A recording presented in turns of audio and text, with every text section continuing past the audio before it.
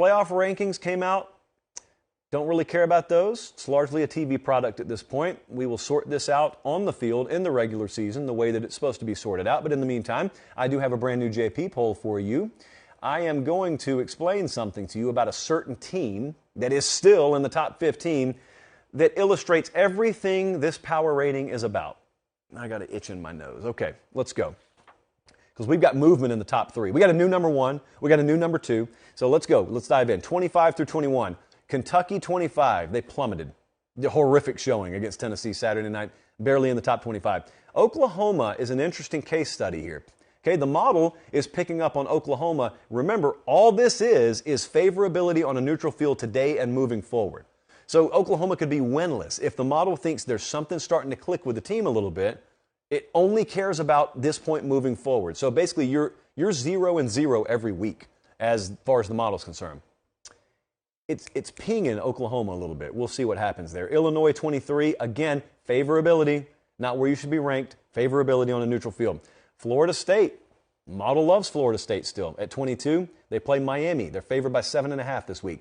And Texas Tech's at 21. Top 20, Mississippi State still there. Oklahoma State fell. Frankly, the model had no clue what to do with Oklahoma State. They're probably going to be in a dogfight again this week. UCLA's floating around 18. They've kind of been there. Oregon State around the same spot, 17. Arkansas, model still likes them. They play Liberty, favored by 13.5 at home against Liberty this week. Arkansas has 16. Here we go, top 15 time. Ole Miss is number 15. Lane Kiffin leading the Ole Miss Rebels there. Okay, Texas is who I want to talk to you about. Now, I disagree, but then again, I can't disagree.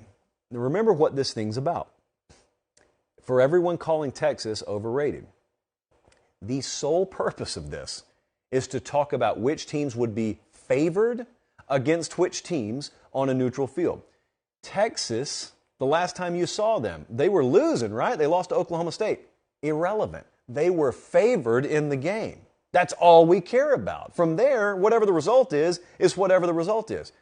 Texas plays, you know who this weekend? Texas plays Kansas State at Kansas State, and they're favored.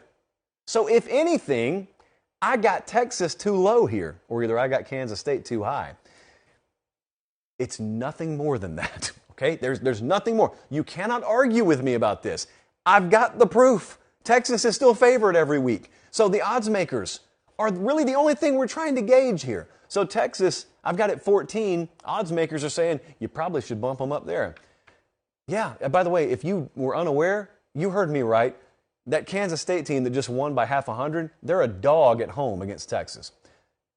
It's your money. Do whatever you will with it. LSU's at 13, Ascension Mode team. They play Bama this week. Penn State's at 12. They actually ticked up a couple of spots with a closer, slightly closer than expected loss against Ohio State. And Utah is unchanged at 11. All right, it gets fun here. Top 10 time. TCU's at 10. And a lot of this is not teams falling, it's other teams rising, so you had to adjust accordingly. Kansas State's in the top 10 for the first time. They're at number 9. USC's at 8. Oregon is now the top power-rated team in the Pac-12. Yes, you heard me right. We would favor Oregon against any team on a neutral field tomorrow in the Pac-12. That's news. It's the first time we've had them that high. Clemson is at 6. Here's the top 5. We got a bunch of movement up here, and I'll tell you what the gaps are. Michigan's at 5. Tennessee's at 4. They swapped places there. Favorability, neutral field. Ohio State fell to number 3. Bama's at 2, and Georgia's at 1. Remember, Ohio State was 1 last week. Now, in reality, nothing much changed, but here's the difference. We got Georgia -1 against Bama if they played on a neutral field tomorrow. We got Georgia -1.5 against Ohio State. So there is essentially no gap between the top 3. Here's where things have changed. Georgia -4.5 against Tennessee on a neutral field. That's not a big gap at all. So remember, there was a time a few weeks ago where we thought there was a double-digit point gap between 3 and then the rest of the field. That has evaporated. Furthermore, we would have Georgia -7 on a neutral field against Michigan. So all of a sudden, we don't have a tier 1. Well, at least we don't have a tier 1 with only 3 teams. We got a bunch of teams. You see why I'm starting to say I think multiple teams could actually win the national title this year as opposed to just make the playoff. That's why.